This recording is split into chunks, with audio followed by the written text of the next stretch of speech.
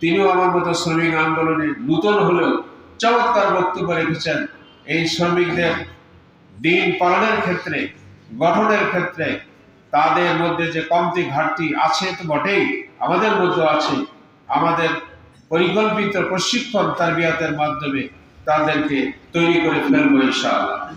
এবং সর্বোপরি আমরা সকলে মিলে মানবতার সেবায় এগিয়ে আসবো, মানবতার সেবক হব। তখনই আমাদের দাওয়াত মানুষ গ্রহণ করবে, তখনই আমাদের দাওয়াত টেকসই হবে। শুধু শুধু ওয়াজ নসিহতের মধ্যে আমরা সীমাবদ্ধ না থাকি।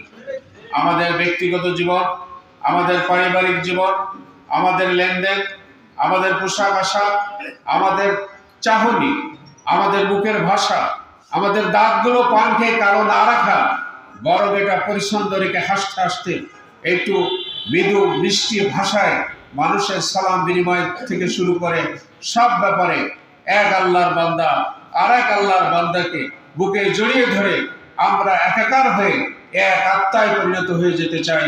সেভাবে মানবতার সেবক হওয়ার তৌফিক আল্লাহ আমাদেরকে দান করুন।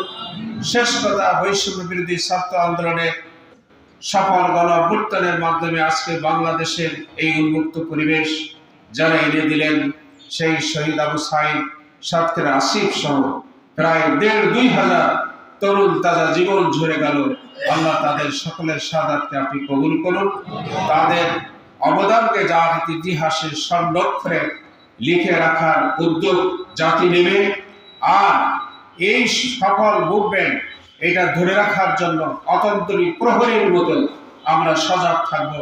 আমরা দলমত পার্থক্য থাকলেও জাতীয় স্বার্থে আমরা ঐক্য গড়ে তুলব এবং জাতীয় ঐক্যের মাধ্যমে এই অপশক্তির সকল ষড়যন্ত্র আমরা রুখে দেব ইনশাআল্লাহ। বাংলার মাটিতে যেন তারা আর মাথা উঁচু করে না আসতে পারে।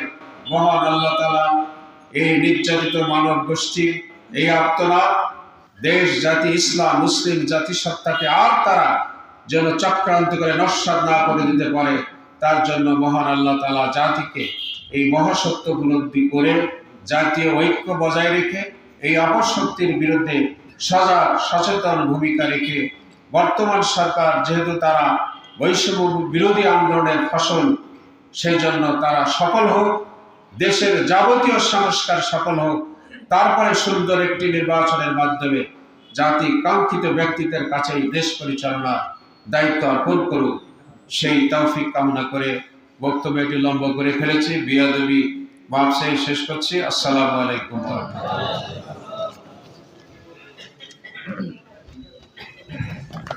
আলহামদুলিল্লাহ।